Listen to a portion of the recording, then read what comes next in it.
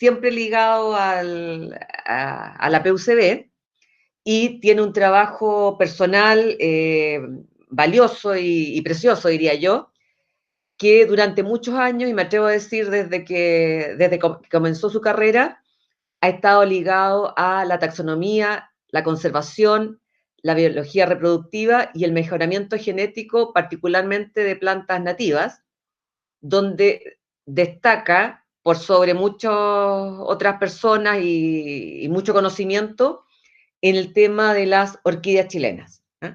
O sea, si algo ha hecho Mauricio en su vida ha sido, bueno, escoger una ruta de trabajo, y esta tiene que ver con el conocimiento, la búsqueda, la prospección, etcétera, de lo que tiene que ver con las orquídeas chilenas.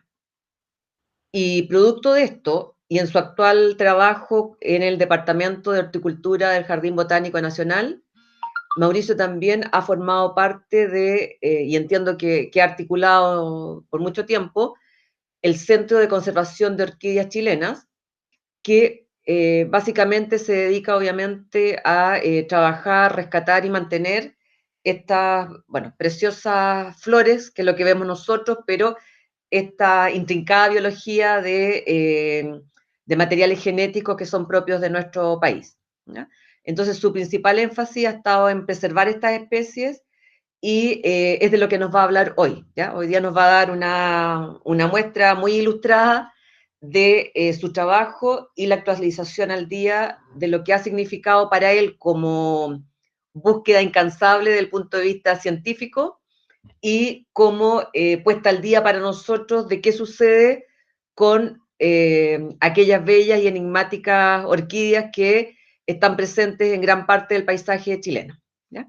Así que sin más que agregar, agradecer muy, muy directamente el esfuerzo que hace Mauricio por estar con nosotros hoy y entregarnos, bueno, de una manera gratuita y como todos nuestros exalumnos, su conocimiento y su trayectoria en lo que tiene que ver con el trabajo destacado. Yo no tengo el número de publicaciones, pero es un número altísimo, en el cual Mauricio ha hecho un aporte a la ciencia y al conocimiento nacional de las orquídeas.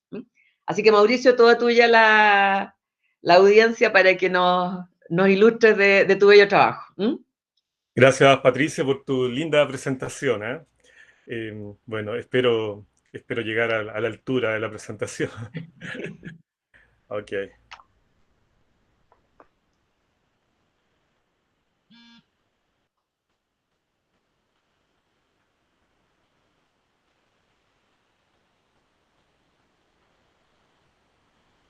ok. ¿Se ve, no?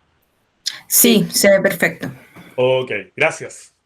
Bueno, tal como dijo Patricia, he dedicado yo creo que 20 años al estudio de las orquídeas chilenas y parte de mi estudio voy a tratar de reflejarlo en esta pequeña presentación que va a estar acotada a la parte de conservación, ¿ya?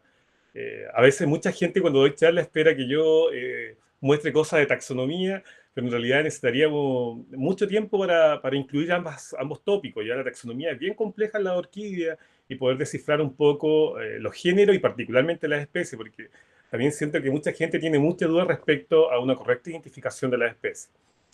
Voy a tocar la parte de taxonomía de manera muy tangencial, pero el enfoque de esta presentación básicamente es conservación. ¿Ya?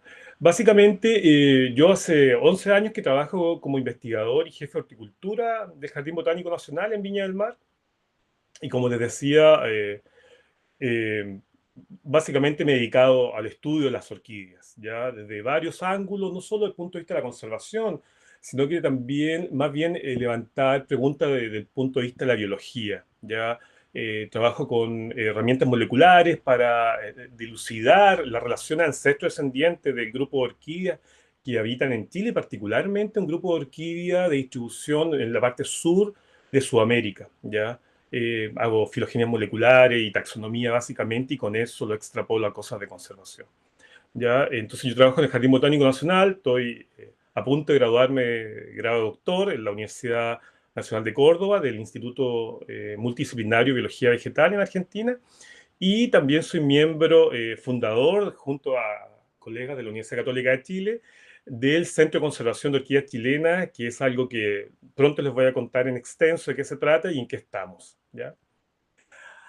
Antes de partir, hablando de conservación de orquídeas, siempre cometo el error de empezar a hablar mucho de orquídea y conservación, pero no sé cuál es el nivel de conocimiento que tiene la gente respecto de una orquídea. Y creo que una pregunta no menos válida es preguntarse qué es una orquídea. ¿Ah? Porque la gente, el conocimiento popular le llama orquídea a muchas cosas que no son orquídeas. Entonces ahora voy a tratar de ejemplificar con estas ilustraciones qué es una orquídea y qué cosas no son orquídeas, ¿ya? Básicamente puse aquí al azar un par de imágenes que son mías, otras las tomé de internet. Básicamente son estas especies del género Esquisanthus, ¿ya? Que también le llaman orquídeas del pobre, ¿ya? Que son especies pertenecientes a este género y que son de la familia Solanaceae, ¿ya? Que son también una familia muy conspicua y muy importante desde el punto de vista agrícola. Además, tenemos estas otras especies que son monocotiledóneas, también son angiospermas, y son especies del género Astromeria, ¿ah? Que también son especies muy importantes desde el punto de vista florícola, y también tenemos esta otra especie que llaman, que son del género Calceolaria. Ninguna de estas especies que acabo de mencionar son orquídeas, ¿ya? Las orquídeas se distinguen de todo este grupo porque tienen una serie de características que la hacen reconocible y muy diferenciable del resto de estas flores que el común de la gente a veces le llama o mal llama orquídeas. ¿Y qué distingue en el fondo una orquídea de este resto de plantas con flores que tienen cierta singularidad pero que no son orquídeas?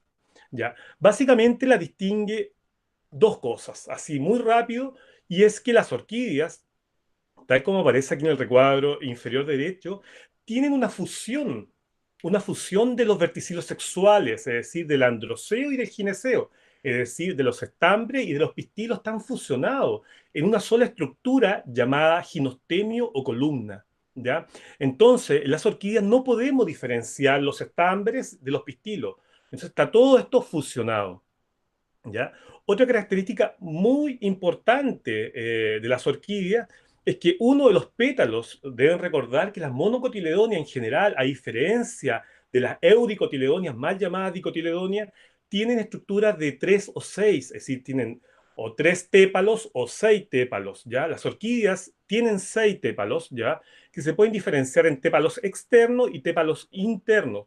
Pero uno de estos tépalos internos es modificado, tiene una estructura distintiva al resto, ¿ya? Que es una suerte de puente de aterrizaje a los insectos que van a visitar las flores y posteriormente que ocurra la polinización.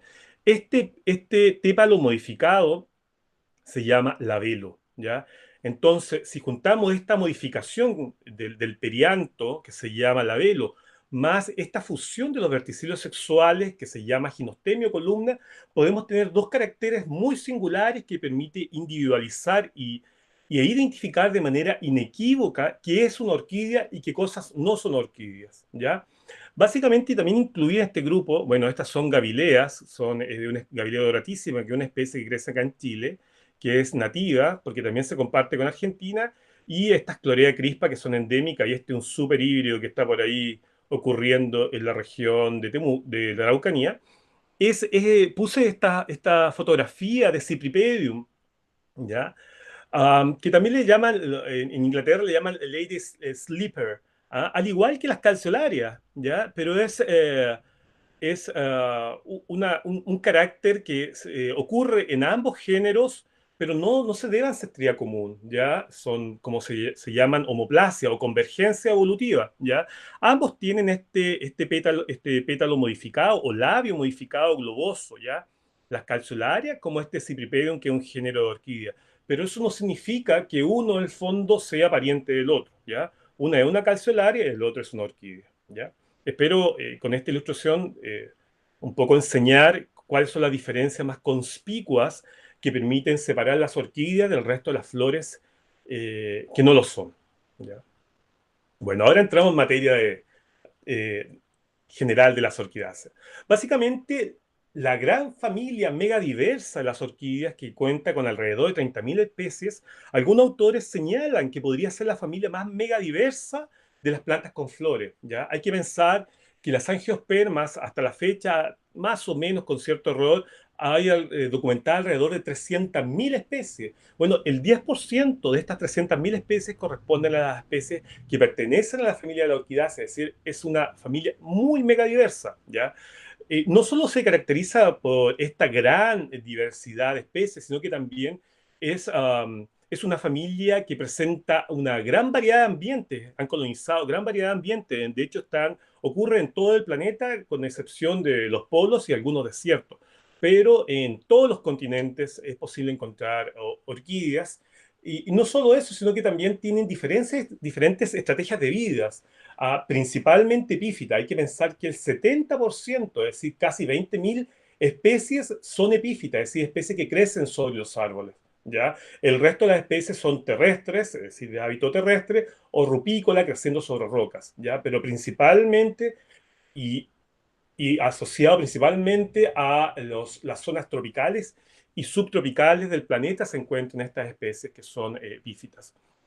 La taxonomía o la sistemática de la orquidácea de 30.000 especies no es menos compleja, es bastante complicada, ¿ya? Y para eso los sistemáticos han agrupado las diferentes especies en 5 subfamilias para ayudar un poco a la identificación y a la taxonomía de este grupo tan intrincado. Básicamente, la familia de las orquidáceas está dividida en 5 subfamilias, ¿ya? Desde las más basales, ¿ya? Que es el grupo del apostacioide, pasando por vaniloide, cipripedioide, hasta las más derivadas o evolucionadas, que serían las epidendroides, a la cual corresponde la mayoría de las orquídeas epífitas. Como para contextualizar un poco esta subfamilia y entiendan un poco la intrincada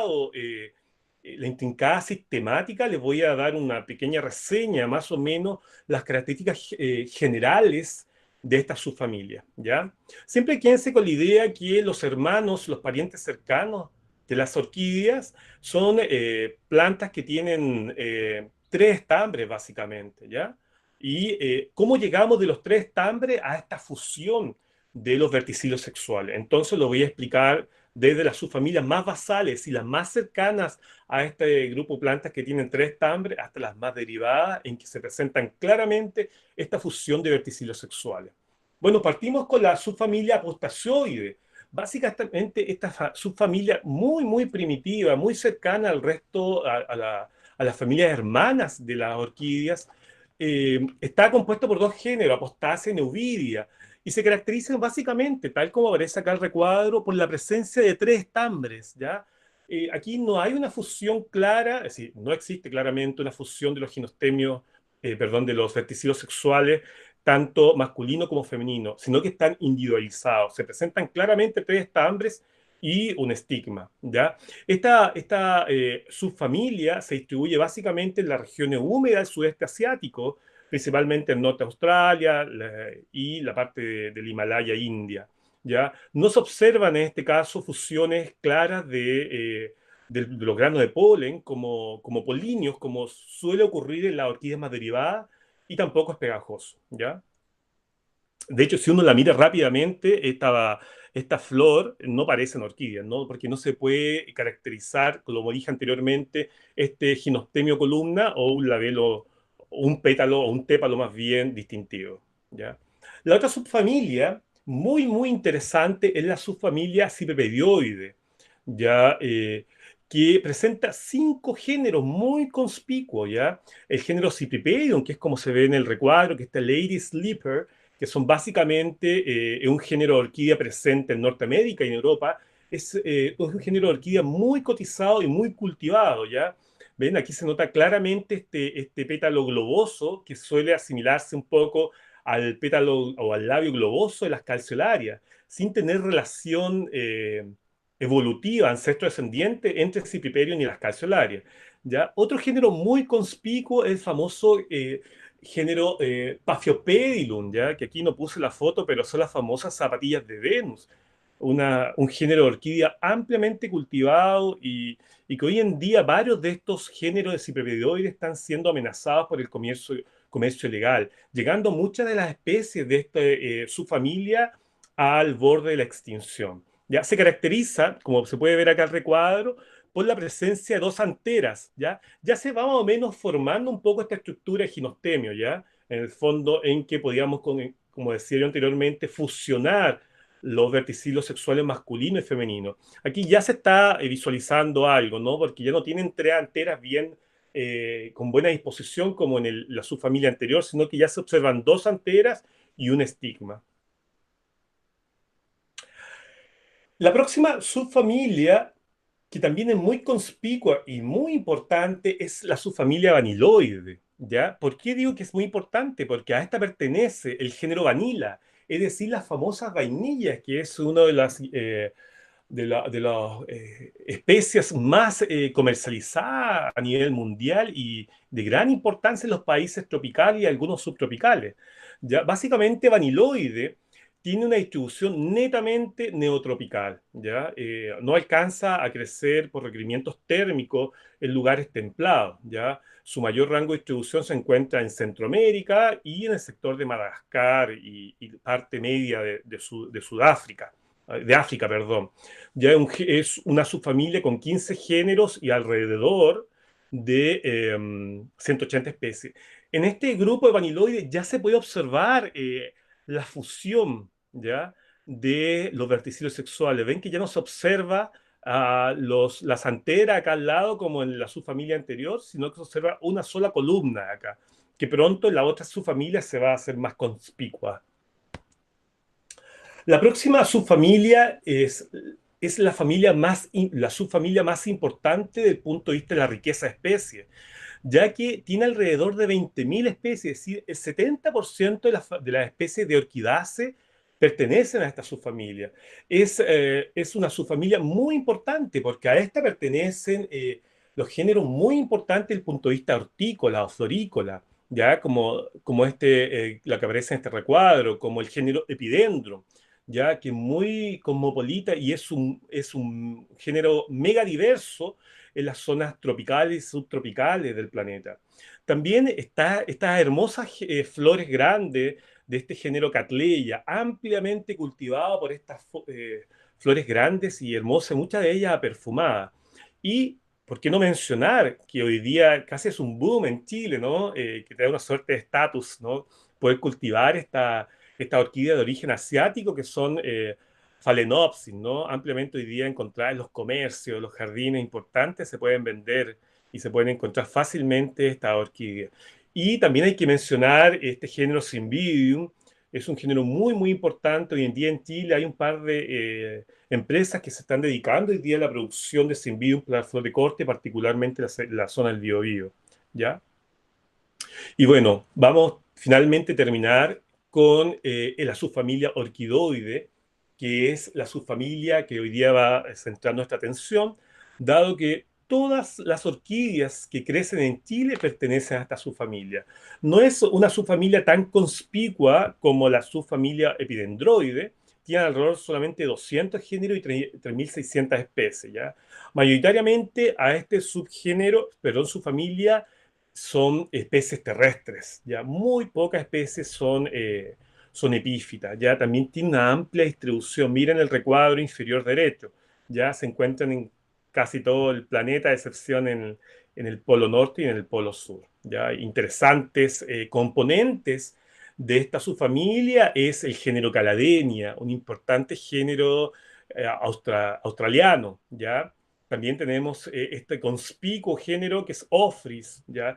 Que básicamente es una orquídea terrestre presente en la zona europea y se caracteriza básicamente por la presencia de este labelo insectiforme, ¿no? ¿Ves? Que parece como tórax y abdomen de una abeja, ¿no? Y que está registrado en los mayores registros, valga la redundancia, de eventos de pseudocópula, es decir, insectos que van a visitar la flor pensando que es una hembra, ¿ya? Porque la orquídea ha evolucionado de tal manera que libera volátiles, aromas muy similares a las feromonas sexuales que libera la hembra. Perdón.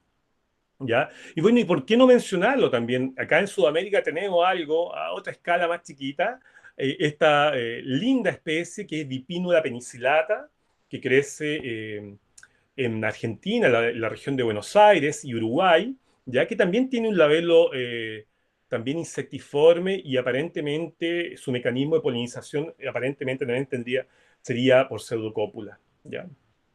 Bueno, para aterrizar un poco, decir que las orquídeas en Chile pertenecen a la subfamilia Orquidoide y se caracterizan básicamente, como el recuadro que aparece bien, por la presencia entonces de esta fusión de los verticilos sexuales, tanto masculino como femenino, que se llama ginostemio columna. En la parte superior se encuentra el polen que es aglutinado. No se observan anteras, acá está todo fusionado en una sola antera, ¿ya? No tiene tres anteras como apostacioides, ¿ya? Y tiene masas de polen que se llaman polinios. Es decir, en el fondo la orquídea lo que hace es jugar el todo o nada por cada evento de polinización. Es decir, cada vez que visita un insecto a la flor, la orquídea le atacha el 100% de su carga polínica, ¿ya? No es posible desagregar este polen. Inmediatamente debajo de este polinio, que es básicamente una antera, se encuentra el estigma, ¿ya? Que está limitado por esta barrera física o una lengüeta que se llama rostelo, que evita un poco que ocurra la autopolinización en las orquídeas. ¿Ya? Aquí hay una vista lateral de este famoso ginostemio, que es de una orquídea que crece acá en la zona central de Clorea crisanta. ¿Ya? Bueno, y acá está el recuadro general, más o menos, ¿no? Tres tépalos externos, tres tépalos internos, y el tépalo medio, que está acá, es el labelo que es el que está modificado. ¿Ya? Bueno, entonces, entremos en materia de importancia de la conservación. Antes de hablar de conservación de orquídea, tenemos que saber necesariamente biología de orquídea, ¿ya? Porque son elementos claves para la conservación, ¿ya? ¿Cuáles son las características que tiene la familia de las orquídeas, básicamente, que tenemos que tener atención al momento de tomar decisiones en conservación? Primero que todo, hay que mencionar que las orquídeas tienen semillas diminutas, ¿ya? Están así que en inglés se llaman dust seed, ¿ya? Como semillas polvo, ¿ya? Estas semillas, tal como se ve acá en este recuadro, son semillas muy, muy simples. Hay una suerte de proembrión, ¿ya? Y inmediatamente este proembrión que está acá adentro, se observa una capa monoestratificada de células llamada, que es una testa, ¿ya? Pero no se observa endosperma, ¿ya? No hay material nutritivo para que el embrión pueda echar mano para que se inicie el proceso de germinación. Entonces, esto hace que las orquídeas dependan de factores externos, ya en este caso de otro organismo, para adquirir los esqueletos carbonados necesarios para que este embrión se desarrolle y posteriormente pueda formar una plántula.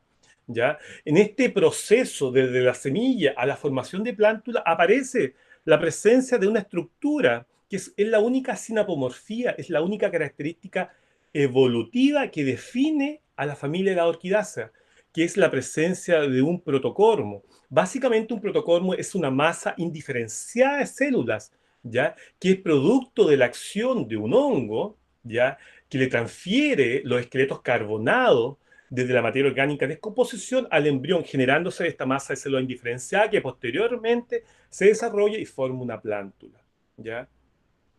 Otra característica muy, muy importante, si no capaz que sea la característica más relevante del ámbito de la conservación, anexando a las anteriores, son que las orquídeas tienen dependencia de sus interacciones biológicas. ¿Ya? Básicamente, tal como lo mencioné recién, dependen de un hongo micorrícico, ¿ya? Que toma estos esqueletos carbonados y los transfiere al embrión para poder desarrollar una plántula y también de polinizadores, porque si ustedes entendieron bien lo que expliqué anteriormente, esta masa de polinios que está acá arriba tiene que llegar al estigma, pero también les dije que hay una barrera física que evita la autopolinización, por tanto, alguien tiene que mediar esta polinización, ¿ya? Y también les comenté que las orquídeas juegan el todo o nada, es decir, por cada visita efectiva le atachan esta masa de polen al visitador, al visitante floral, que puede ser un insecto, y este cuando repite la acción, le adhiere esta masa de polen al estigma de la flor siguiente. Entonces, eso hace que tengan una dependencia también, no solo el hongo micorrícico para la germinación y establecimiento de las plántulas, sino que también hay una dependencia de los polinizadores para tener una polinización y posterior fecundación efectiva y, por tanto, semillas para el reclutamiento de próximas generaciones de población y distintas especies de orquídeas. Bueno, ¿por qué son importantes estos? ¿Mm? Podrían no ser importantes los polinizadores y las micorrizas. Sin embargo, estudio reciente de Thomas Gifnich que hizo y con colaboradores en el año 2016 demostraron a través de este estudio filogenético, es decir, vieron la relación ancestro-descendiente en un marco de tiempo, qué tan importante eran estos eventos bióticos en relación a la tasa de diversificación. ¿Qué hicieron? Básicamente vieron si estos eventos bióticos se correlacionaban con el aumento explosivo de especies dentro de un marco de tiempo. Y claramente que han demostrado que tanto los polinizadores como las micorrizas han jugado un papel importante en la diversificación. Básicamente estos triángulos que son más oscuros es porque la tasa de formación de especies, de nuevas especies, ha sido mayor a la extinción. Por tanto, con esta evidencia dura, uno puede decir que los polinizadores y las micorrizas han jugado un papel importante en este proceso y son los responsables de esta mega diversificación que hoy día observamos en la familia Orchidaceae. Por tanto, hoy en día es imperativo, hoy es muy importante saber cuál es el rol que juega cada uno de estos factores bióticos en la conservación de la orquídea. Bueno, vamos a desglosar un poco, a abrir un poco esta maraña de cosas, ¿no? Voy a separarlo estas interacciones biológicas en los hongos micorrízicos y después los polinizadores, y después vamos a juntar todo esto y vamos a ver cómo podemos aterrizar esto en términos de conservación. ¿Ya? Estos son generalidades nomás. ¿Ah? Bueno, vamos a hablar un poco de esta dependencia de interacciones biológicas, particularmente de las micorrizas orquídeas.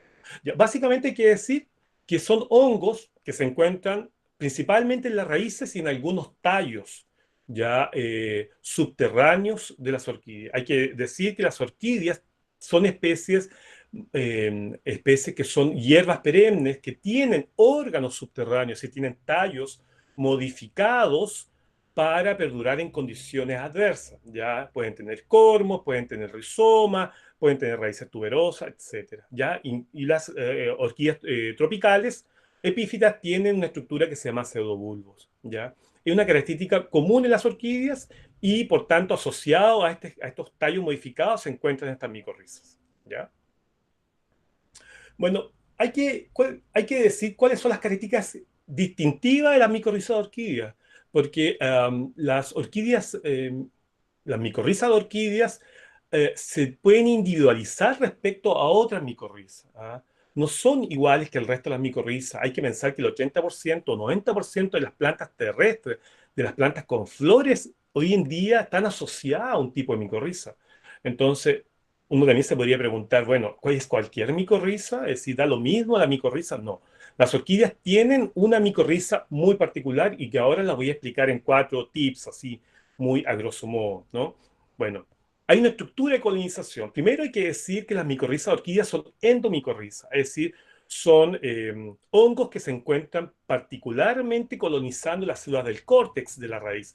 Cuando uno hace un corte transversal, eh, de la raíz es posible encontrar estas suertes de madejas, ¿ya? O pelotones amarillos, que en inglés le llaman yellow clumps, ¿ya? Son muy fácil de identificar y particularmente forman zonas de infección o de colonización que pueden ser visibles o son muy notorias a simple vista sin previa tinción. Es cosa de tomar una raíz de orquídea, lavarla bien, sacarle el velamen, que es una cubierta, que tiene las raíces de la orquídea y se podrían observar estas zonas de infección. Y si uno hace un corte transversal en esta zona de infección, se podría ver una cosa así como se ve el recuadro acá arriba, ¿ya? En que las células del córtex, que están rodeando los haces centrales, eh, se observan esta suerte de madeja amarilla o pelotones amarillos, ¿ya? Si uno posteriormente puede tomar unos de estas pelotones y hacer una tinción, por ejemplo, con azul de algodón, se podría observar que la hifa está enrollada como una suerte de madeja de lana y se podría observar una cosa como la que se ve acá arriba, ¿ya? Eso es muy característico de las micorrizas de orquídea. Otra característica muy notable de las micorrizas de orquídea es que no son cualquier hongos. Hay mayoritariamente, no exclusivamente, pero mayoritariamente asociados a 3 familias dentro de los basidomicetes, ¿ya? Son basidomicetes más bien basales. Básicamente son del orden de los cantarelales, principalmente la familia Tulasnelácea y Ceratobacidaceae, ¿ya? Y otro grupo que son de la familia Serendipitaceae. Básicamente no son tan difíciles de individualizar en términos genéricos, sí son difíciles de identificar a nivel específico. ¿Por qué? Porque básicamente todo este grupo históricamente han sido involucrados bajo un género llamado Rhizoctonia, ¿ya? Entonces a todo esto antes le llamaban Rhizoctonia, pero bueno, hoy día ese concepto de anamorfos ya no se está utilizando y se está utilizando más bien el concepto de teleomorfos, ¿ya? Y hoy día es posible separar estos géneros en Ceratobacillium, en el género Tulasnela y en el género Serendipita. Morfológicamente se pueden caracterizar, ¿ah? No es difícil hacerlo, hay que tener solamente un microscopio de luz, hay que tener algunos caracteres para identificar estas mal llamadas risoctonias, ¿no? Básicamente, las hifas salen en ángulo 90 grados, son hifas septadas, no esporulan a nivel de cultivo, ¿ya? Y forman estas células monilioides. Monilioide quiere decir como collar, ¿ya? En que cuando las células monilioides son más laxas, no tan comprimidas, son del género Ceratobacillium. Cuando son muy comprimidas, es decir, básicamente se puede ver bien la forma de collar, son tulasnelas, y cuando estas células bien comprimidas están septadas, es decir, las células monilioides tienen septo, es decir, tienen tabiques entre cada monilio, son del género Serendipita, ¿ya? Bueno, este más o menos es un resumen de un estudio que hizo Hanne Rasmussen con su marido el 2014 y básicamente dijeron, mira, esto es lo que sabemos hasta el 2014 de los distintos géneros de micorrizas de orquídea que se encuentran en la familia Orchidaceae. Si uno lo visualiza así rápidamente, bueno, no se sabe mucho en realidad, particularmente en el grupo de las orquídeas en Chile que pertenecen a la subtribu Cloreine, no se sabe mucho, es decir, casi nada, pero básicamente son del género Tulasnela y Ceratobacillium, ¿ya? Y algunos grupos por ahí que se ven estos marcas verdes son Coprinus o Micena, que son otros grupos que son unas comicetes, pero básicamente esas son orquídeas que son aclorófilas, ¿ya? Son otro tipo de orquídeas que la voy a explicar en un rato más para que entiendan que también hay orquídeas que no todas las orquídeas son autótrofas, ¿ya? Hay un porcentaje chiquito que son aclorófilas y por tanto tienen hongos y los hongos tienen otra funcionalidad que no tienen la mayoría de los hongos micorrízicos de las orquídeas. Mencionar también que estos hongos involucrados también se pueden conseguir en el ambiente. Estos hongos, particularmente Tulasnela y Ceratobacillium, no han perdido sus habilidades saprotróficas, es decir, son básicamente descomponedores de madera, ¿ya? Y aquí se puede observar básicamente esto, ¿no? En un trozo de madera, ver Tulasnela calospora, que es una micorriza de orquídea ampliamente distribuida en el planeta, lo mismo que también se puede observar aquel, el micelio de Ceratobacillium cornigerum, que es una micorriza de orquídea también muy cosmopolita y ampliamente descrita en orquídeas terrestres de Europa. ¿Ya? Miren, por ejemplo, acá en el caso de Tulasnelaceae, este es un trabajo de Ove Winkler que lo hizo hace muy poquito y colaboradores. Básicamente, la familia Tulasnelaceae tiene una distribución bien amplia, se encuentra en todo el globo, ¿ya? Y es lo poco que se sabe, ¿no? Se sabe muy poquito en micorriza de orquídea, pero es ampliamente distribuida, ¿ya? Bueno, y el tercer punto dentro de que es súper importante saber respecto a micorrizas de orquídea es cómo ocurre la germinación, ¿ya? Porque no es tan simple como uno pensaría, ¿ya? Primero decir, tal como dije anteriormente, que las semillas de la orquídea son muy pequeñas y no tienen reserva energética, ¿ya? No tiene endosperma. Entonces no puede ocurrir la germinación como ocurre normalmente en otras semillas. En el fondo, que ocurre la imbibición, es decir, la entrada de agua a la semilla, se activa todo el proceso metabólico, el endosperma, que básicamente son azúcares complejos, se desdoblan a azúcares simples y esto entra al ciclo, a la respiración celular y se obtiene estas biomoléculas que son ATP para todo el proceso metabólico. Eso en la orquídea no ocurre, ¿ya? Entonces, ¿de dónde sacan esqueletos carbonados para obtener energía? Entonces, ahí está la dependencia. Lo que dije, dependen de un hongo, es decir, de una micorriza para poder germinar y desarrollar y establecer las plántulas, ¿ya? Miren, esta foto de acá abajo son las semillas de una cápsula, de una inflorescencia. Si la inflorescencia puede tener 30 flores, bueno, esta es una cápsula de una flor. Mira la cantidad de semillas que tiene, ¿ya? Puede tener millones de semillas una cápsula. Entonces, ¿cómo ocurre este proceso tan intrincado? Mire, que esto es un trabajo que publicamos este año, hace muy poquito, con Isabel Mujica, con quien colaboro de manera muy activa. eh, es la etapa de germinación de Bipinula fimbriata, que es una especie bien conspicua que está circunscrita al litoral chileno, más o menos desde la cuarta hasta la séptima región. Ya, esto parte así, la semilla eh, normal se inocula con un hongo y hasta la etapa número 4 es una etapa micoterotrófica, es decir, hay una full dependencia del hongo para poder desarrollar posteriormente una plántula. Es decir, hasta la etapa 4 las orquídeas no son autótrofas, son micoheterotróficas, es decir, dependen del hongo para que ésta pueda, en el fondo, finalmente, el protocolo desarrollar un ápice vegetativo y ser fotosintéticamente activo y, por tanto, posteriormente autótrofo. ¿Ya? Entonces, ¿qué es lo que hace básicamente la orquídea? Le transfiere el rol de la germinación al hongo. Es decir, la orquídea dice, bueno, yo tiro montones de semillas, millones de semillas, porque no está en ella germinar o no, depende de su asociación simbiótica con el hongo. Entonces, eso le permite en el fondo echar mano de reservas, de mucha reserva energética para producir muchas y millones de semillas. ¿Ya? Hay ciertas diferencias también mencionar en que el proceso de germinación no es el mismo entre orquídeas terrestres y epífitas. Básicamente yo me estoy concentrando en orquídeas terrestres porque la epífita tienen algunos detallitos un poquito diferentes. ¿Ya? Este es un esquema más o menos para que puedan entender de una manera más simple cómo ocurre esto.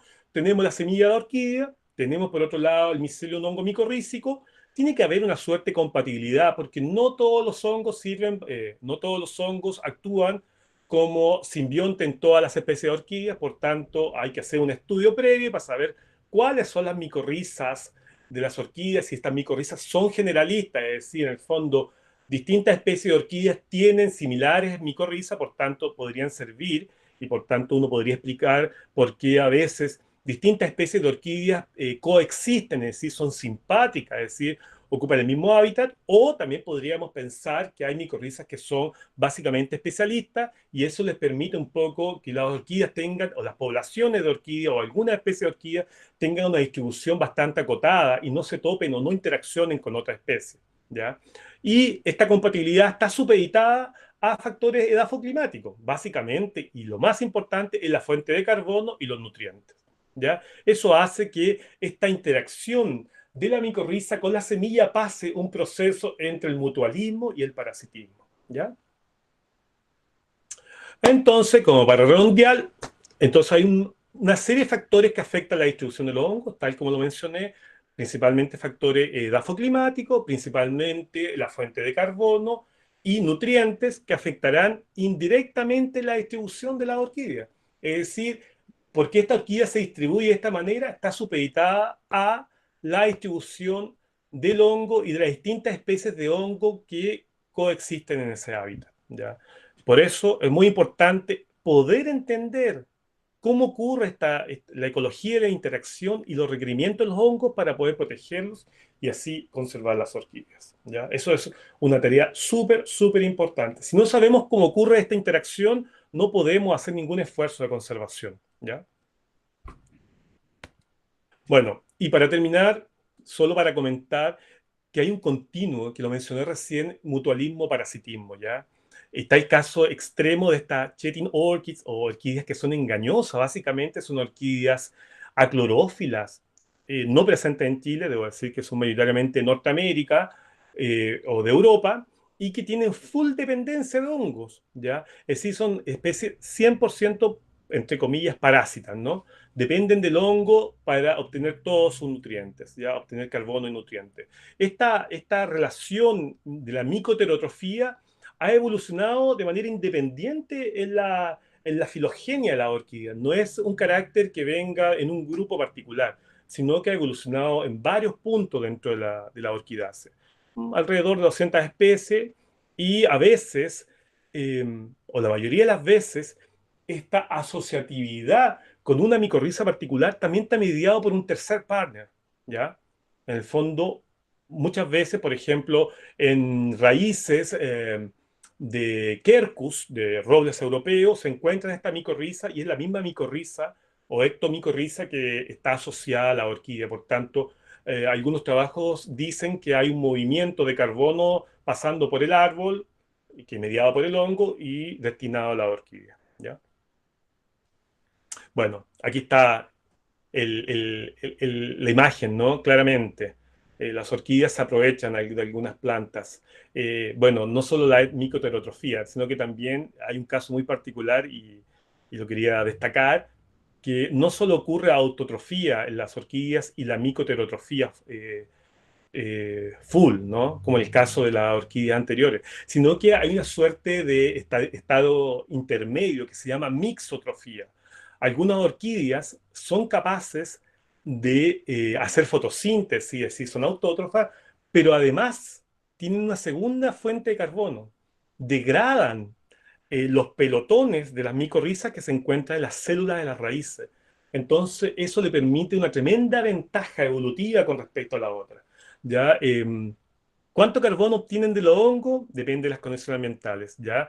No se sabe mucho, en realidad está pobremente estudiado, solamente se tienen datos de mixotrofía en algunas especies de Norteamérica y en Europa. En Chile no sabemos nada, no sabemos si las orquídeas a veces bajo ciertas condiciones son mixotróficas, por ejemplo, especies que hoy día están creciendo bajo el sotobosque muy denso y por baja radiación solar hacen uso de las micorrizas como fuente de carbón, no lo sabemos, ¿ya? Es un tema que hoy día está en estudio, ¿ya? Bueno, hablamos de micorriza, ahora vamos a hablar del otro factor biológico que genera dependencia de las orquídeas. Básicamente vamos a hablar de polinizadores, ¿ya? En general, la mayoría de las orquídeas tiene dependencia de polinizadores para el éxito reproductivo, ya sean generalistas o especialistas. En Chile se sabe muy poquito, hay muy poquitos casos, muy poquitos estudios respecto a los sistemas reproductivos, es decir, cuál es el modo en que los gametos se transfieren dentro de las especies. No se sabe ni cómo, ni dónde, ni cómo se hace, ¿no? Entonces, pero básicamente traté de poner ese gráfico muy chiquito con los pocos datos que hay, pero la mayoría de las orquídeas son alogámicas, es decir, son de polinización cruzada y muy poquitos casos documentados de autopolinización o autogamia, ¿ya? Respecto al mecanismo de polinización, en el fondo, cómo se mueve los gametos, ¿ya? ¿Quién es el mediador? No se sabe mucho tampoco, ¿ya? Desafortunadamente hay muy poca información, pero más o menos lo traté de compilar en dos grandes grupos. Hay un grupo de orquídeas que ofrece recompensa al visitante, ya sea néctar, aceite, etcétera, y hay otro grupo que no ofrece recompensa, ¿ya? Y principalmente está supeditado al mecanismo de engaño alimenticio. Yo lo voy a desglosar más o menos para que tengan una idea de cómo ocurre esto, ¿no? Bueno, las especies que tienen recompensa en néctar, en Chile a la fecha hay solamente dos. No tengo claridad si Avenaria, Paucifolia produce néctar. No, he encontrado algunos individuos, pero nunca he tenido el material para ver si tiene néctar. Pero por lo menos de esta Brachysteles unilateralis y Myromode nervosa, sí se sabe que ofrece recompensa a sus visitantes. Ya esta Brachysteles unilateralis es una de las orquídeas que crece en Chile de mayor rango de distribución, es bien compleja taxonómicamente. A la fecha no se tiene claridad respecto a si que es una especie, un género, o dos géneros, o tres géneros, o varias especies. Yo voy a ser eh, bastante parsimonioso en esto y voy a, por el momento, dado que no hay más evidencia que indique lo contrario, voy a decir que solamente hay un género con una especie. Ya está siendo ampliamente visitado por el abejorro exótico, ya que todos sabemos los daños que hoy día está causando a nivel biológico. Primero porque en el fondo no es un buen polinizador, sino que hace robo de néctar, básicamente, y compite con las abejas nativas, transfiriéndole una serie de enfermedades que ha llevado a declinar un poco las poblaciones, particularmente el bombus nativo, Bombus dalmonis, ¿ya? Este otro grupo de orquídea muy interesante, esta especie crece, ocurre en la parte norte altiplánica, sobre los 4.000, 4.500 metros de altura, son el género orquídea que crece a mayor altitud geográfica en el planeta, ¿ya? Miromodes nervosa crece básicamente en bofedales. Mire, está siendo visitada, aquí no se nota muy bien, pero la letra A y B son Tatoquila y Madeleina, que son dos mariposas que están visitando a esta interesante orquídea y que florece ahora en otoño y que crece asociado a bofedales de oxicloe en bofedales alto andino. ¿Ya? Son los únicos dos registros que tengo por el momento de orquídeas que ofrecen néctar. Mayoritariamente, el resto de las orquídeas que habitan Chile no ofrecen ningún tipo de recompensa, ¿ya? Y eso se llama básicamente engaño alimenticio. Está prácticamente poquito documentado en la mayoría de las especies de clorea, ¿ya? Aquí puse un collage, algunas fotos las tomé en internet, pido disculpas a los autores si están por ahí escuchando, les agradezco igual. Hay muy poco registro, se sabe muy, muy poquito. Estamos hoy día con Secorch tratando de armar una base de datos y saber cuáles son los visitantes y los polinizadores de las orquídeas. Sabemos muy poquito, hay algunos datos de Bombus dalbomi en Clorea galeata, Rhizancterella nigricaulis en Clorea multiflora, aquí un tabánide en Clorea crispa, abejas de miel, eh, Bombus terrestris también en Clorea virescens, y aquí esta foto que debe ser hace 20 días. Yo la tomé, encontré un lepidóptero, una mariposa visitando flores y varias flores de Clorea crisanta. Curiosamente, es un insecto que tiene una larga probóscide y Clorea crisanta no ofrece ninguna recompensa. Así que bueno, debe ser visitantes casuales, pero es interesante el registro, ¿ya? Por otro lado, dentro de lo que no ofrecen recompensa, está este curioso mecanismo de engaño sexual o pseudocópula, ¿ya? No se tiene mucha claridad respecto si está operando o no acá en las orquídeas que crecen en Chile. Sin embargo, hay registro de especies emparentadas a especies de género Bipinula que crecen en Chile y también en el sur de Brasil, Uruguay y en la zona de Buenos Aires, en Argentina, en que está documentado la pseudocópula en alguna especie de dipínula, ya que hay un trabajo de Sanguinetti 2017 y aparece claramente esta avispa tratando de copular a la flor de la orquídea. Bueno, creemos que podría estar este mecanismo operando también en esta especie, ¿ya? Tenemos algunos registros de particularmente de este escolete, están visitando la orquídea y tenemos este sorprendente video en que muestra un poco este supuesto mecanismo. Observen bien el movimiento del abdomen que hace este coletes músculo al visitar esta flor de Bipinula fimbriata, ¿eh? Básicamente, este coletes, bueno, tiene una tremenda carga. ¿Ven qué es lo que le decía yo? Que por cada visita efectiva del polinizador, la orquídea es capaz de atacharle la masa de polen y de una tremenda carga para el insecto, ¿ya? Ya. Entonces, cuando este insecto visita otra flor, es capaz de atachar esta carga polínea en el estigma de otra flor y ocurrir efectivamente la fecundación. ¿Se entiende ahora por qué es tan difícil y por qué son tan vulnerables las orquídeas? Porque esta dependencia es muy, muy lábil, ¿ya? Y muy poco efectiva en términos de que, particularmente en las orquídeas que no ofrecen recompensa, la formación de fruto es muy, muy bajo porcentaje. Agradezco a mi querido colega y amigo Diego Reyes por el video, ¿ya? Bueno, también en este grupo de las que no ofrecen recompensa también ocurren otros mecanismos, básicamente que se prestan las orquídeas, sobre todo las orquídeas que tienen flores grandes y con labelos muy grandes para usarlo como lugar de refugio o lugar de apareamiento, ¿ya? Estos son registros de mi querido amigo Pato Novoa, eh, sobre visitas de Artoium vulpinus, este coleóptero que visita las flores de esta hermosa orquídea para usarlo como refugio o de apareamiento. ¿Ven? Aquí se puede ver claramente que este Artoium tiene los polinos atachados en sus élitros. ¿Ya? Mire la imagen. ¿Ya? Artoium vulpinus y Lipia limbata. Son comunes estos coleópteros encontrarlos en esta especie de orquídea. ¿Ya? Bueno, como para redondear, decir que básicamente esta dependencia de estas interacciones biológicas hacen vulnerable la orquídea. Y hay una vulnerabilidad hacia abajo y una vulnerabilidad hacia arriba, ¿ya? Es decir, la dependencia de, tanto de polinizadores como de micorriza hacen vulnerable esta orquídea. Entonces, ahora la importancia radica en conocer cómo ocurren estos factores para poder tomar medidas claras de conservación, ¿ya? Bueno, ¿qué sabemos de conservación de orquídeas? Bueno, desafortunadamente muy poquito. Solamente se sabe el estatus de conservación del 0,5% de la familia, es decir, alrededor de 1.600 especies sabemos el estatus de conservación. Del resto no se sabe nada. ¿Ya? Este dato de 2020, es decir, no es hace 20 años atrás. ¿Ya? 0,5% de la familia. No sabemos nada de nada. ¿Para qué hablar de las orquídeas chilenas? Ya se sabe muy poco. Pronto vamos a ver.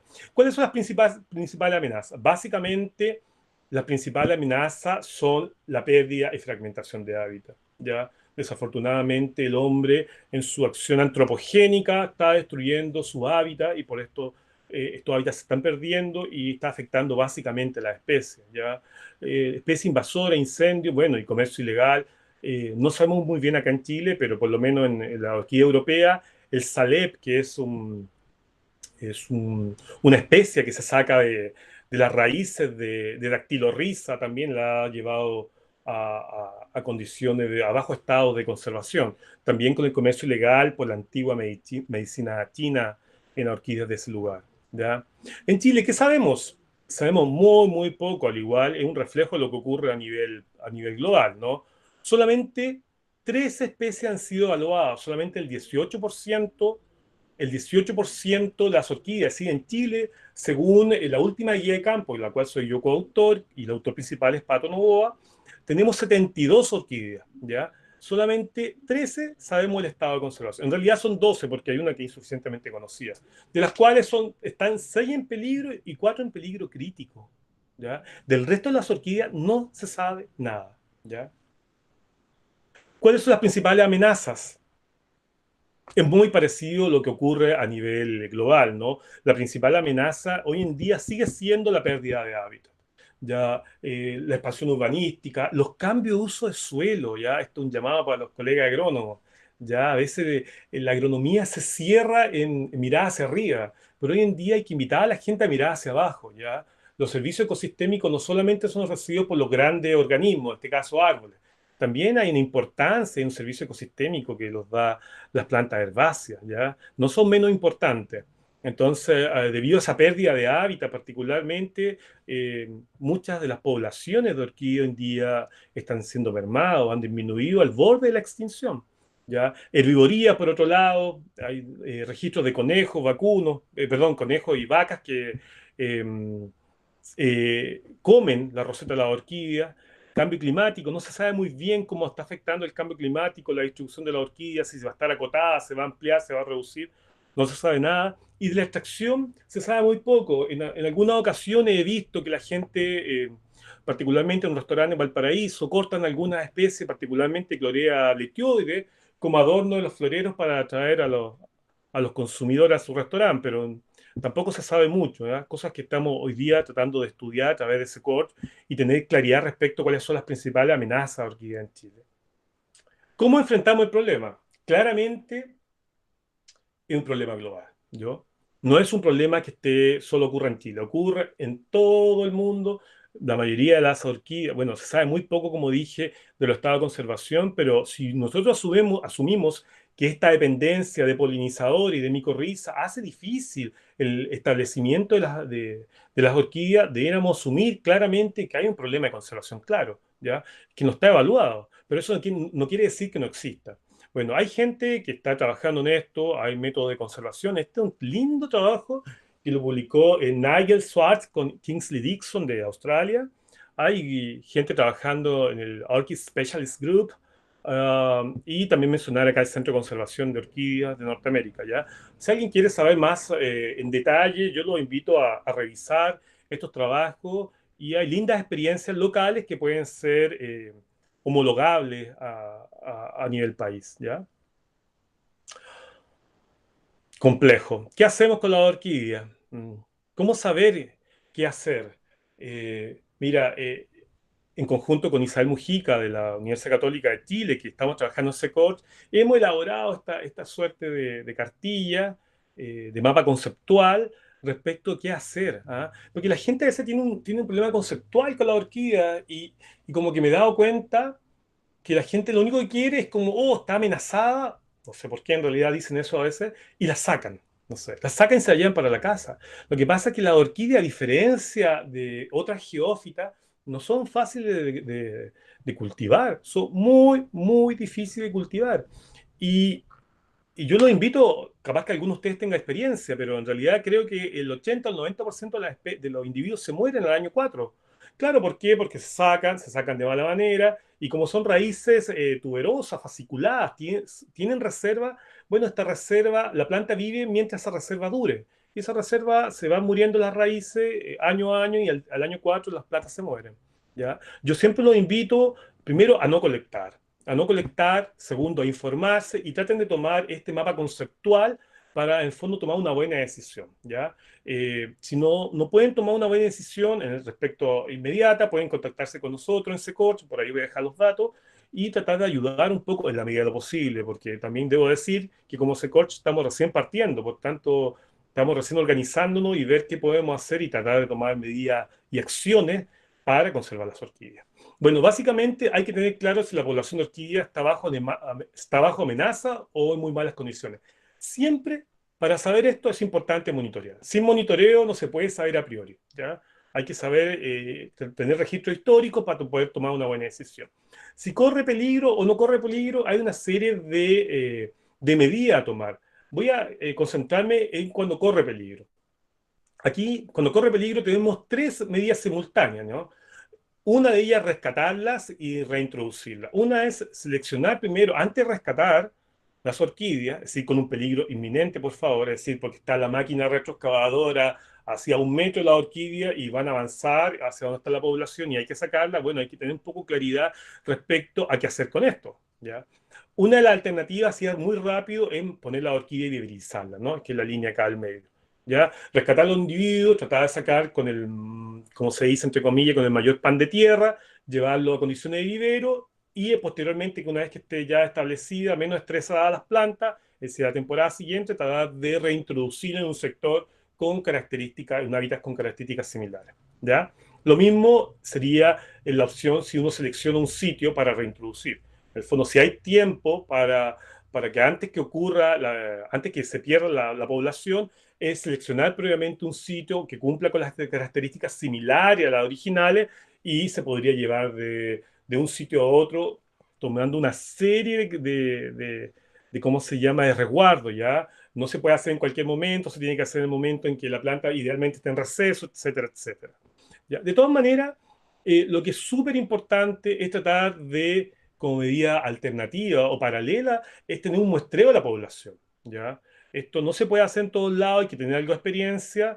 Nosotros como SECOR estamos tratando de educar a la población constantemente. Bueno, partimos este año haciendo un taller que pronto les voy a hablar, pero básicamente hay que tratar de aislar los hongos y por otro lado tratar de hacer polinización para tener semillas y tratar de formar bancos de gemoplasma para tener resguardo y hacer propagación simbiótica y posteriormente poder reintroducir a la misma población o a un hábitat similar de la población que se perdió estos individuos y poder restablecer la población, ¿ya? Siempre en este tipo de cosas es muy importante el monitoreo previo y posteriormente, es decir, antes de tomar la decisión y posteriormente para saber si efectivamente las medidas tomadas han sido efectivas.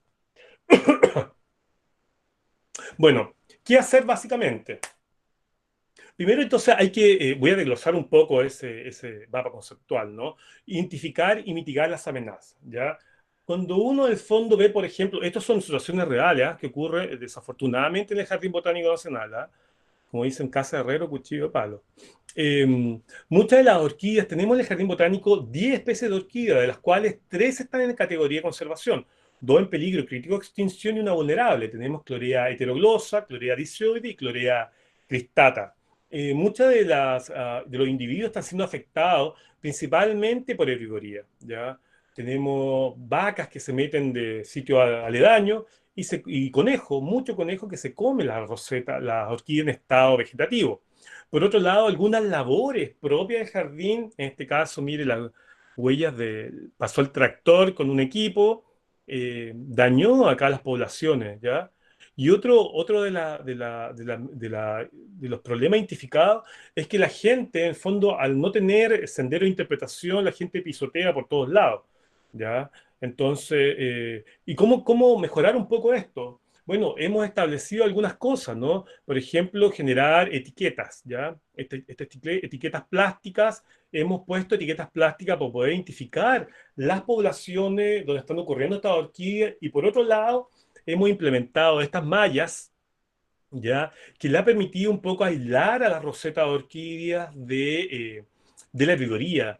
Es un trabajo un poco de chino, como se dice, ¿no? Pero ha sido efectivamente, principalmente efectivo en poder aislar, por ejemplo, algunas poblaciones de esta especie que se encuentran en peligro crítico, ¿ya?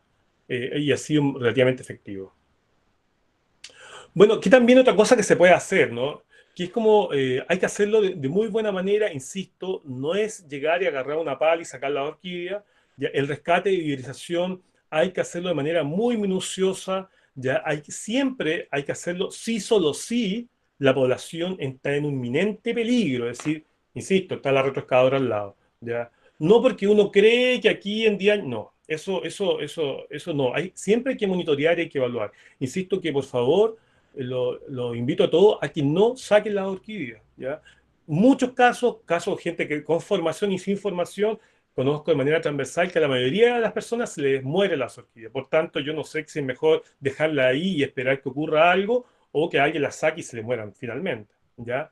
Siempre si es que se va a hacer, por favor, insisto, con mucho cuidado, hay que sacar siempre toda la masa radicular y el tallo modificado, porque no, esto que se observa acá abajo no es el tallo modificado. El tallo modificado o rizoma es este que está aquí, es muy chiquito. Es decir, toda la masa vegetativa está dependiendo de 1 centímetro de rizoma. Por tanto, cualquier movimiento o descalce de la orquídea se va a cortar este rizoma y se va a morir la planta, ¿ya? Entonces hay que tener mucha precaución a la hora de hacer rescate y viverización y hacerlo de manera oportuna. ¿Qué otra cosa hemos hecho también? A partir en el fondo que nos hemos dado cuenta que hoy en día está bien difícil poder hacer conservación in situ por distintos factores, ¿ya? Hemos tratado de, en algunas ocasiones, dado que muchas poblaciones y muchas especies están en peligro inminente, tratar de hacer un poco conservación ex situ, ¿ya? Y hemos desarrollado hoy en día un plan de restauración ecológica de orquídeas chilenas.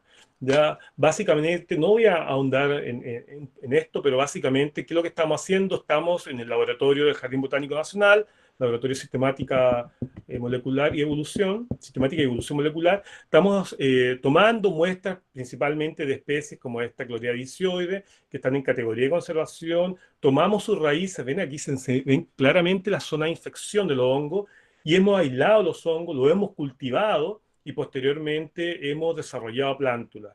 ¿Ya? Nos hemos apoyado por técnicas moleculares para poder tener una correcta identificación de las especies y una correcta identificación de los hongos y tomar medidas concretas de conservación. ¿Ya? También, paralelo a esto, hemos también desarrollado bancos de germoplasma de semillas de orquídea chilena. Tenemos a la fecha 55 taxas, es decir, un montón de especies de orquídeas las tenemos guardadas. Tenemos principalmente clorea. Esto no está actualizado, así que yo creo que ya este año vamos a subir a esto como a 60 y algo. Tenemos 5 especies de pínula, una braquístele, tenemos 29 cloreas, es decir, tenemos casi todas las cloreas y casi todas las especies de gavilea presentes en Chile.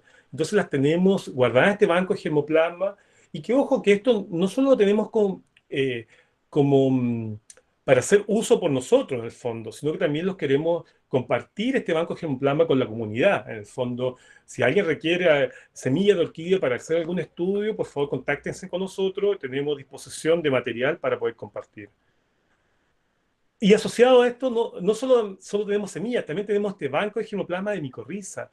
Interesantemente, tenemos 400 micorrizas de 48 especies, particularmente del grupo de cloreína, es decir, del género Bipínula, Clorea y Gavilea.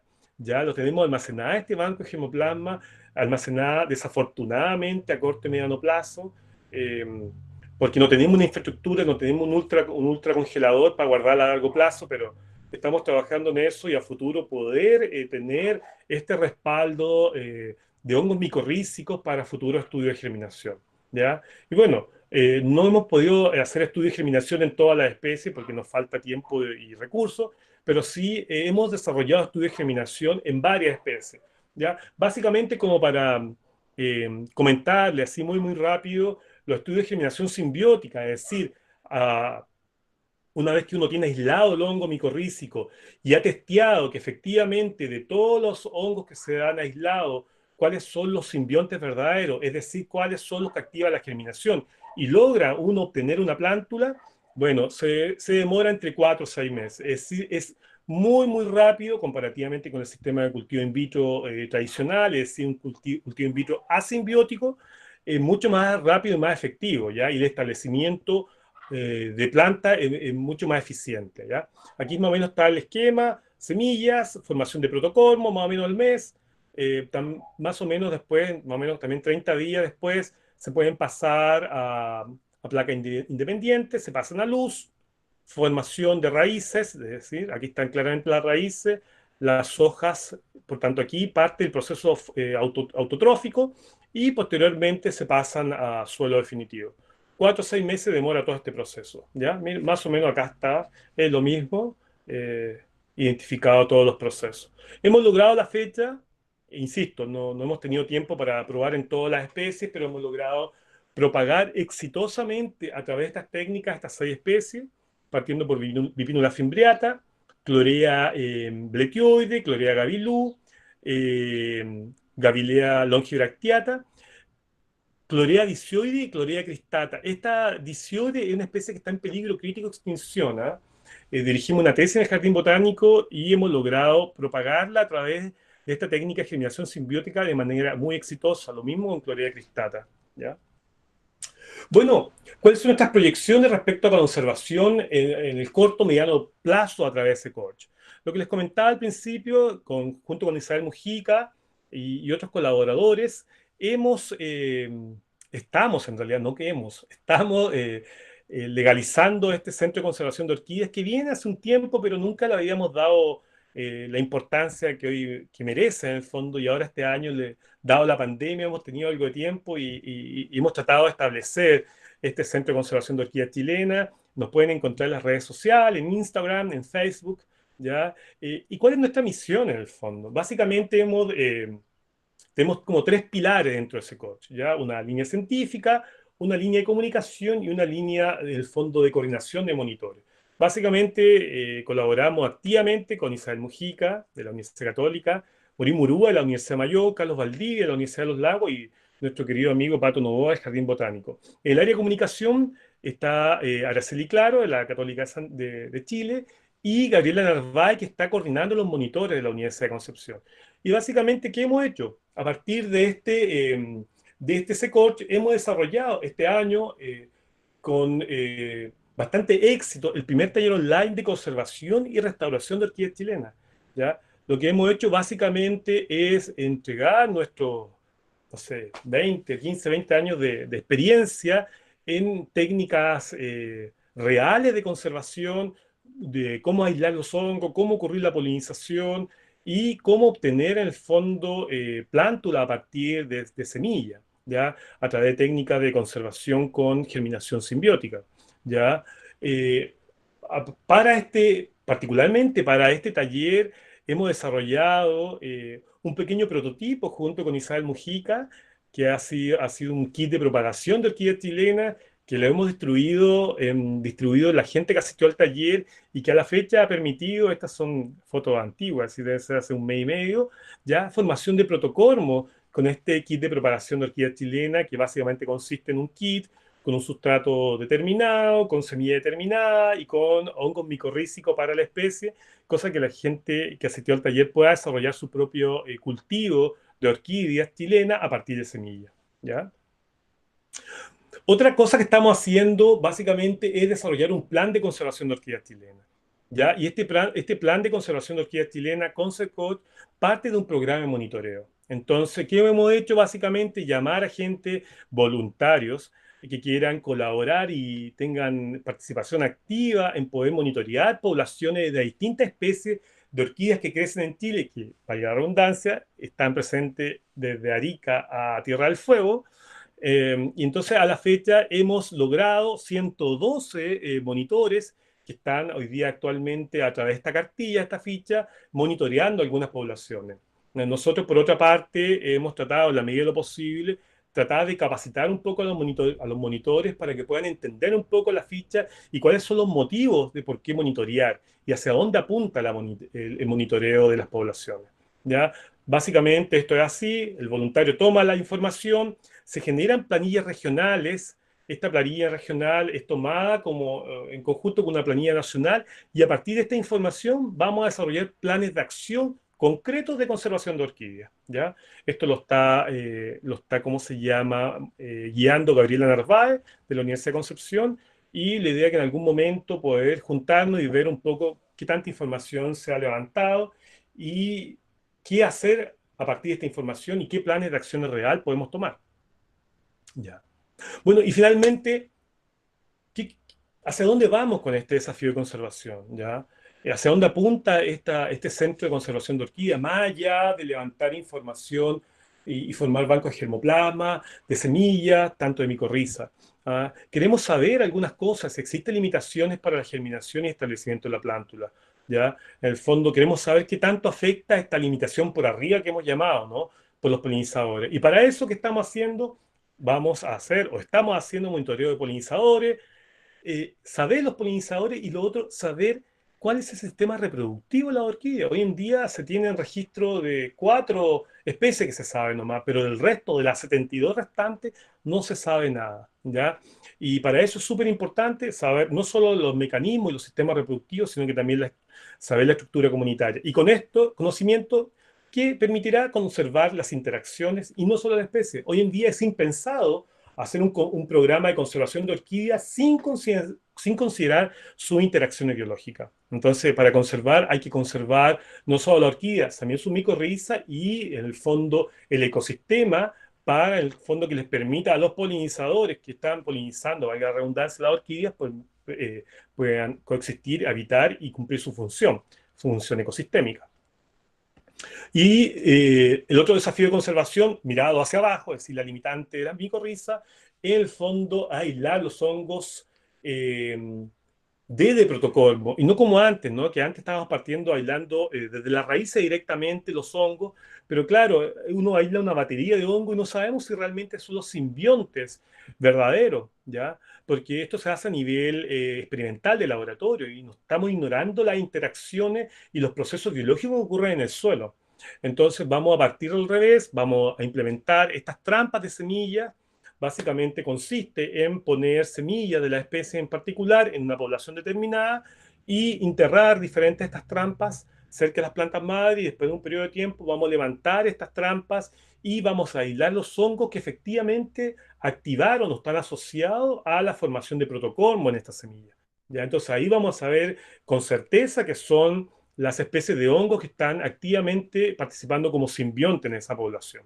¿Ya? Es súper importante conocer la dinámica micorrística de las poblaciones, porque no sabemos bien si es una micorriza ampliamente distribuida y en el fondo la distribución de la orquídea está supeditada a la distribución de esa micorriza o, por el contrario, son varias micorrizas que le está permitiendo ampliar o tener una distribución determinada a la orquídea.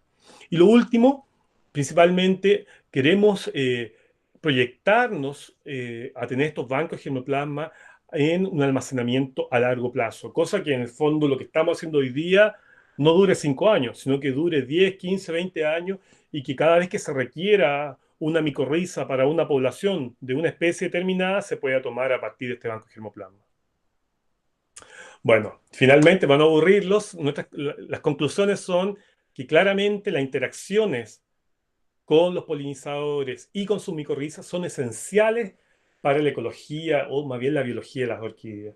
Entonces, cualquier esfuerzo de conservación o restauración debe considerar estos factores biológicos, ¿ya? en la medida que podamos entender y comprender cómo ocurre esta dinámica, vamos a ser capaces de poder realizar cualquier acción concreta de conservación. ¿Mm?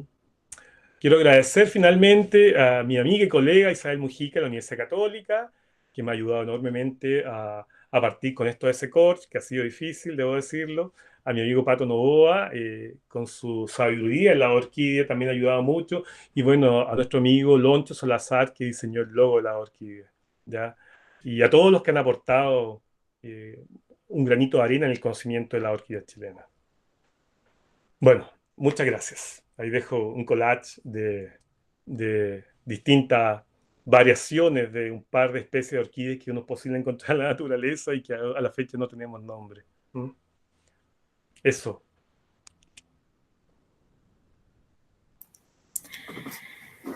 Mauricio, muchas gracias. Vamos a dar un ratito a ver si las personas se animan a dejar sus preguntas en el chat para poder ir respondiéndolas. Ok. Espero no haberlo aburrido. Hidratación, sí, estuvo muy, muy, muy interesante. Vamos a ver.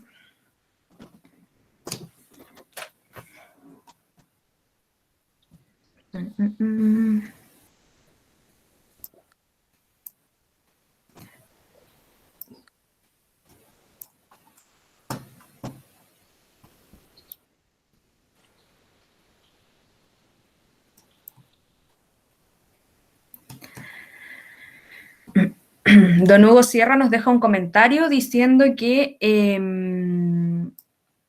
al parecer tiene recuerdos del ex jardín suizo del Cerro Higgins en Valparaíso, donde don Thierry Dardel multiplicaba orquídeas a partir de semillas usando placas de Petri con medios nutritivos. Ah, muy bien. Ahí tenemos una duda. Constanza Harrison nos pregunta, ¿qué se sabe de las poblaciones de orquídeas del campo dunar de Concón? Wow. Esa es mi querida amiga Tanchi. Sí. Bueno, agradecer el comentario de Don Hugo, ¿no? Sí, claro, que estoy leyendo acá, antes de responderle a Tanchi, sí, claramente requieren resguardo legal. Sí, mira, un poco decir lo que él comentar un poco a su comentario, decir que como que queremos que a corto plazo se corte con la información que vamos a levantar, poder definir los estados de conservación de la orquídea chilena. Ese va a ser como nuestro como meta a corto plazo. ¿Ya? No decir ahora que hay solamente 13 orquídeas evaluadas, sino que decir las 72 orquídeas que habitan en Chile, a partir de la información levantada por Secorch, van a ser evaluadas y su estado de conservación va a ser conocido. Ese va a ser nuestro desafío a corto, mediano plazo, y una vez teniendo ese dato, ver en el fondo que la autoridad pertinente pueda tomar buenas decisiones respecto a la conservación. Poco se sabe o nada se sabe respecto a cuántas orquídeas están siendo resguardadas por los sistemas SNASP. ¿Ya? No hay claridad respecto a eso. No se sabe en realidad qué orquídeas ocurren y en qué parque o reserva están creciendo. No hay datos de eso. Queremos un poco también con este monitoreo, la gente que pueda visitar los SNASPs que están ocurriendo, perdón, que hay en Chile, a lo largo de todo el país, poder levantar información que sea relevante y que nos ayude a tomar buenas decisiones respecto a eso. ¿Ya? Eso por un lado. ¿Qué se sabe de las poblaciones de orquídea de campo dunar, de Concón? Mira, se sabe re poco. Debo decir que mi primer estudio, cuando estaba haciendo el pregrado, por ahí el 2001, fue particularmente ahí en las dunas de Concón. ¿Ya? Se sabe re poco, se sabe re poco de esa población, pero en realidad hoy en día sabemos bastante de esa especie que crece ahí, que es Bipinuna fimbriata. Ya sabemos cuáles son sus hongos, tenemos los hongos también de la zona de Concón, de las dunas, están guardados en el banco Gemoplasma micorriza. Sabemos cómo se propaga esa orquídea. El problema es que creo que la expansión urbanística, el desarrollo inmobiliario en las dunas, creo que es más rápido que nosotros levantar la información, el conocimiento biológico. Mira, a mí me encantaría poder colaborar en algo de eso, pero no tengo mayor incidencia, no sé cómo poder colaborar, pero si alguien quiere ayuda respecto de restaurar o tratar de mover alguna población en que esté expuesta debido a la expansión urbanística, cuente con el apoyo de nosotros, ¿ya? Tenemos experiencia, te digo, los últimos trabajos que hemos publicado con Isabel Mujica son todos en Bipinula fimbriata, y que es la especie que crece más abundante en las dunas de Concón. Así que es lo que sabemos, pero eso, no tenemos así específicamente las dunas, no, pero de la especie en sí, ¿ya?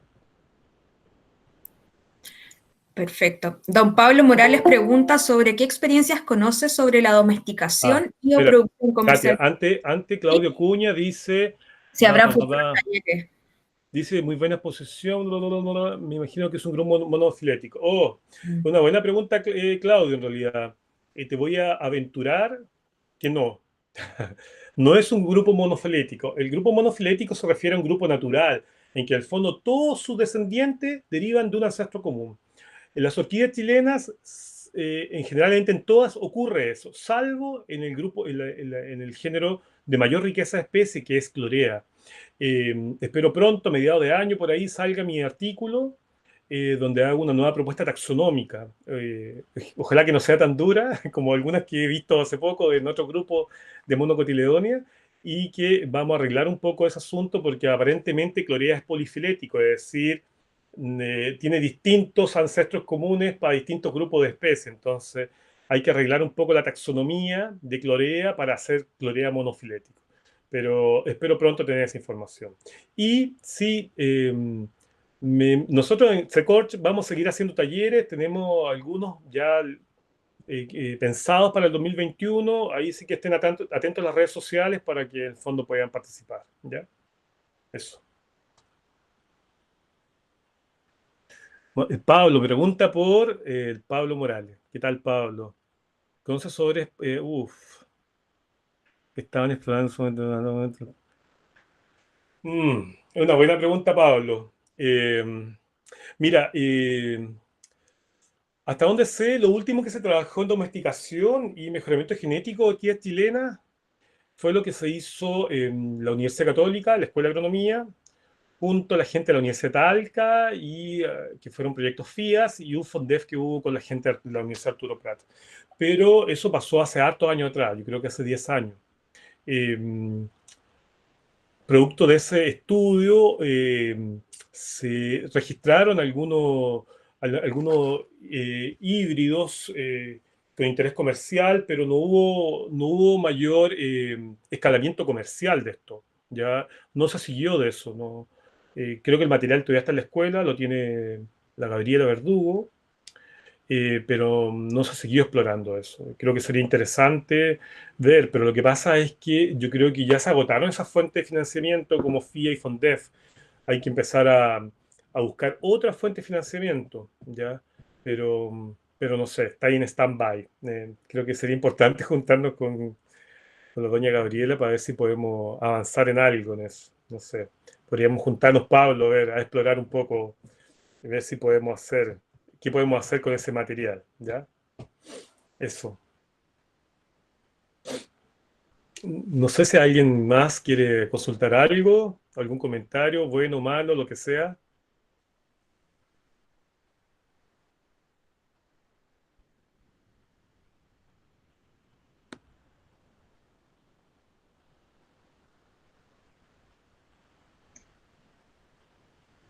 Katia, Ok. está sin audio. Ay, sí, acabo de volver que se me cayó la conexión. Y no sé, profe, si habrá más preguntas en el chat porque se me borró donde me caí. No, ¿No? solamente creo que había quedado una atrás de Hugo bueno, ¿qué opinaba Mauricio de hacer germinar semillas de orquídea en medio sólido nutritivo, base agar-agar o gel con glucosa, aminoácidos y nutrientes minerales? Sí, ¿Mm? ya, yo puedo responder eso. Sí. ¿Mm? Em, claro, como esto está pensado en conservación, yo siempre recomiendo usar germinación simbiótica, ¿ya? Tengo poca experiencia con el otro sistema, con el sistema con agar-agar y reemplazar la acción del hongo con medio nutritivo. Pero la experiencia, extrapolando un poco la experiencia de los colegas en la Universidad de Talca, era mucho más lento, ¿ya? Por ejemplo, yo sacaba plántulas eh, para repicar en sustrato al mes 6, en alguna al mes 4, y ellos se demoraban un año y medio. Eso por un lado. Y lo otro, que la climatización era mucho más dura con el sistema 100% in vitro, ¿ya? Y que lo otro que no hay que dejar, no hay que perder el foco, si esto es mirado en la conservación, y la conservación pensando un poco en reintroducir o llevar a terreno, lejos de mejores sistemas simbióticos, ¿ya? El establecimiento se mejora mucho más efectivo cuando parte estableciéndose con una micorriza que sin micorriza, ¿ya? Y lo otro que hay que tomar en consideración, que no lo mencioné, que lo olvidé en tanta cosa que hablé, es que hay que tomar la precaución que cuando uno realiza esta germinación simbiótica y posteriormente obtiene una plántula, el hongo micorrícico sí solo sí tiene que ser de la población, no puede ser de otro. ¿Por qué? Porque conozco experiencia, no en Chile afortunadamente, en otros países, de colegas cubanos que tenían vanilla planifolia, la vainilla que se cultiva en Cuba, y que su vecino tenía maíz y él obtuvo las plantas micorrizadas y al vecino se le morían las plantas cada vez que cultivaba maíz. Y año tras año se le morían las plantas y no sabía por qué.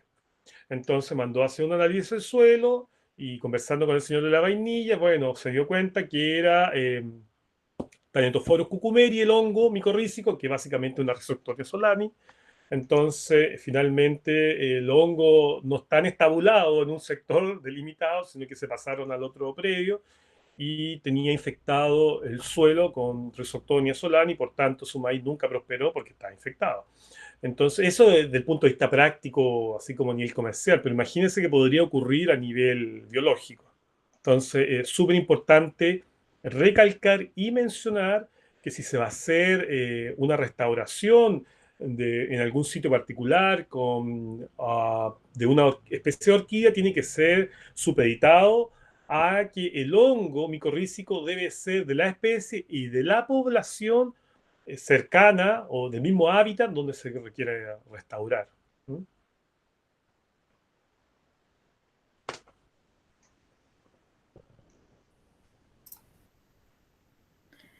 No hay más preguntas ya, Mauricio. Ok, muchas gracias. Gracias por el tiempo y poder disponer de este tiempo para poder un poco transferir estos pocos conocimientos que uno adquiere en el tiempo, ¿no? Creo que es parte de lo que uno tiene que hacer como científico. No solo adquirir conocimiento para entregarlo a la comunidad científica, sino que tiene que hacer el esfuerzo y transferirlo a la comunidad en general. Creo que es parte de la función y un poco de las carencias que los científicos tenemos hoy en día, ¿ya? Eso.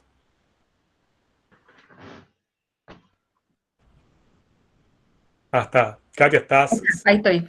Profe Patti, no sé si quiere decirle unas palabras ya a Mauricio para ir terminando. Sí, bueno, agradecer enormemente, Mauricio, el regalo de fin de año que nos has dado. Un lindo presente en todo el sentido de la palabra, Gracias. desde el conocimiento, forma, colores, etcétera. Así que, bueno, muy agradecido. Sabemos que tiene un vínculo fuerte con la escuela y probablemente por eso nos apoyas en todo, pero realmente un trabajo destacable. Se nota ahí en el chat cómo hay necesidad de conocimiento, cursos, etcétera. Entonces, bueno, felicitarte la charla maravillosa y bueno, lo que puedas aportarnos a la comunidad que no somos estudiosos del tema, sino que más bien admiradores de las orquídeas, cuando puedas volver a enseñarnos y a informarnos. Realmente un aplauso, o sea, no se puede dar de verdad, pero hubiera sido un aplauso importante y bueno, desde el punto de vista de la escuela que estoy representando ahora, muy agradecida. Hemos tenido un ciclo interesantísimo de charlas con exalumnos y bueno, todas igual de brillantes, pero creo que este tema es el más inédito y el que menos uno se acerca con tanta facilidad como lo has hecho tú. Muchas gracias, Pati, por todo. Muchas gracias. ¿Ah? No sé si Chao, Katia chao. quiere decir algo.